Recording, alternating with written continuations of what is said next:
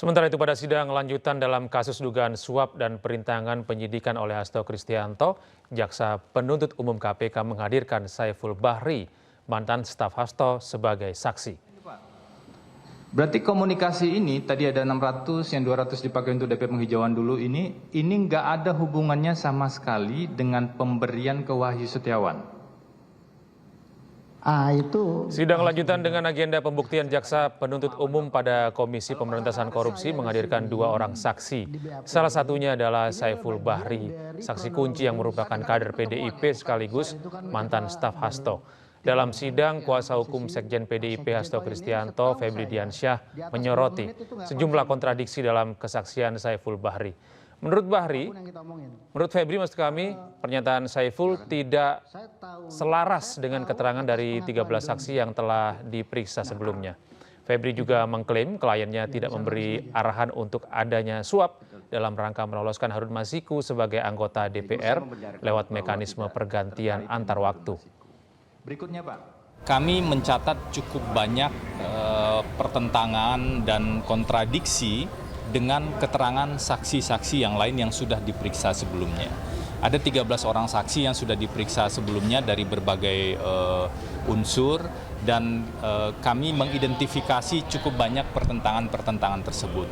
Termasuk diantaranya terkait dengan sumber dana 400 juta, kemudian pertemuan-pertemuan yang dilakukan dan juga arahan-arahan yang seolah-olah dituduhkan itu berasal dari Pak Hasto. Bahwa tidak pernah ada perintah dari saya untuk melakukan suap.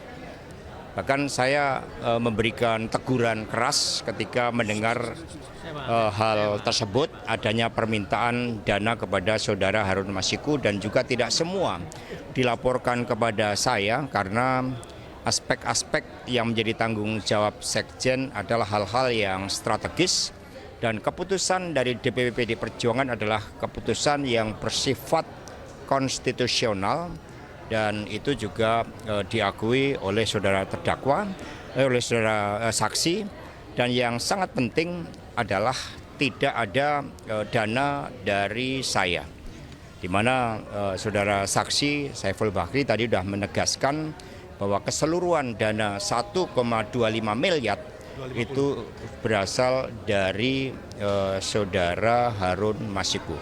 Kejaksaan Negeri Jakarta Pusat menetapkan 5 tersangka dalam kasus dugaan korupsi Pusat Data Nasional Sementara atau PDNS di Kementerian Komunikasi dan Informasi periode 2020-2024. 5 tersangka ini ditahan selama 20 hari ke depan.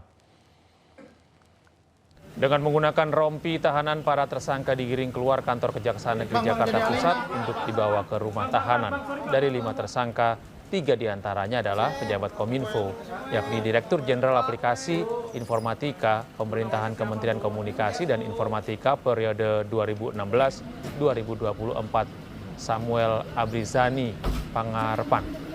Direktur Layanan Aplikasi Informatika Kominfo periode 2019 hingga 2023, Bambang Dwi Anggono selaku dan Nova Zanda selaku pejabat komitmen atau PPK dalam pengadaan barang atau jasa PDNS Kominfo, Kemenkominfo, maksud kami periode 2020 hingga 2024. Sedangkan 2 tersangka lainnya adalah AA dan PPA dari pihak swasta sebagai pemenang tender PPDNS. Di mana dalam perencanaan tender, KAK yang digunakan mengacu pada perusahaan tertentu, yang kemudian di dalam proses tendernya perusahaan tersebut akhirnya dimenangkan. Dalam pelaksanaannya, perusahaan pelaksana justru mensubkonkan kembali kepada perusahaan lain, dan barang yang digunakan untuk layanan tersebut tidak memenuhi spesifikasi teknis. Kita beralih ke informasi berikutnya, pemirsa. Presiden Prabowo Subianto menandatangani Peraturan Presiden Nomor 66 Tahun 2025 tentang perlindungan negara terhadap jaksa. Dalam aturan itu, jaksa bisa mendapatkan perlindungan dari TNI dan Polri.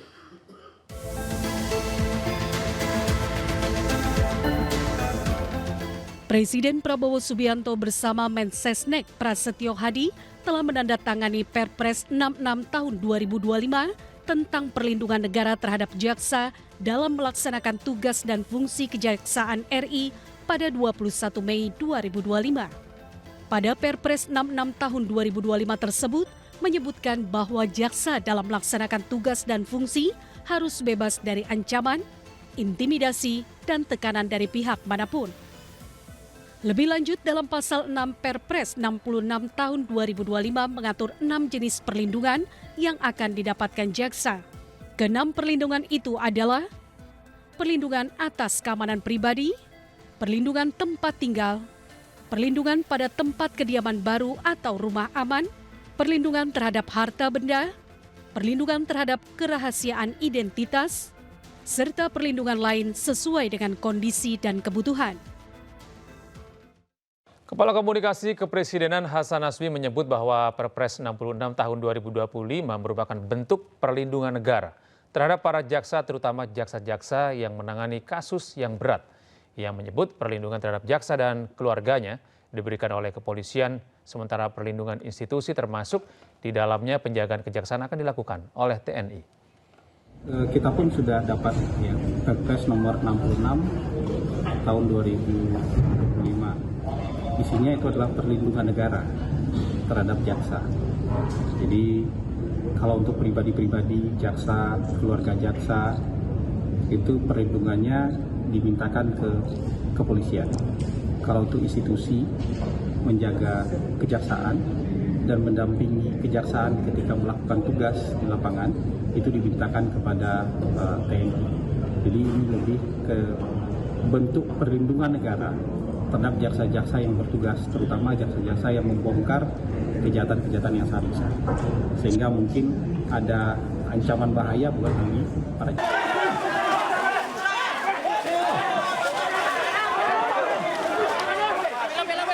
Sejumlah warga dan aparat kepolisian terlibat aksi saling dorong dalam proses eksekusi sebidang tanah yang sedang bermasalah di Jalan Trans Sulawesi di Desa Lapeo, Kecamatan Campalagian, Kabupaten Polewali Mandar, Sulawesi Barat, Kamis siang.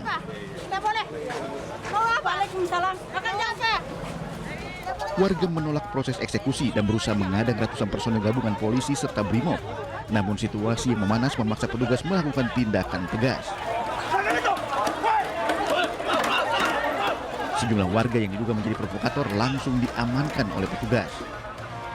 Bahkan pihak tergugat nekat menghadang kendaraan taktis milik polisi dan berusaha mencegat aparat mendekat di lokasi.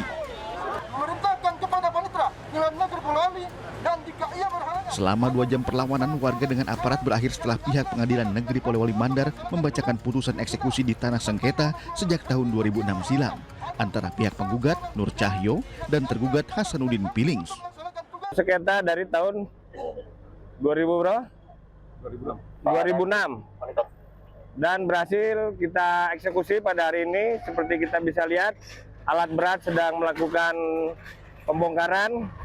Jadi tadi ada sedikit gesekan dan ada beberapa yang kita amankan yang diduga sebagai provokasi atau provokator dalam aksi mempengaruhi massa untuk melakukan tindakan anarkis. Seluruh barang yang berada di dalam rumah milik tergugat dikeluarkan dan bangunan dihancurkan menggunakan alat berat.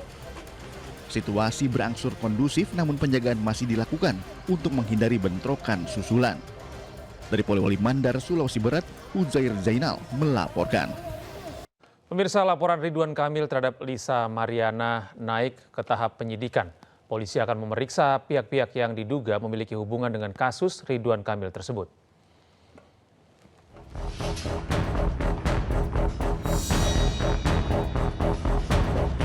Direktur Tindak Pidana Siber Bareskrim Polri, Brigjen Pol Himawan Bayu Aji mengatakan, laporan mantan Gubernur Jawa Barat Ridwan Kamil terhadap Lisa Mariana sudah naik tahap penyidikan. Himawan mengatakan penyidik sudah memeriksa 6 saksi.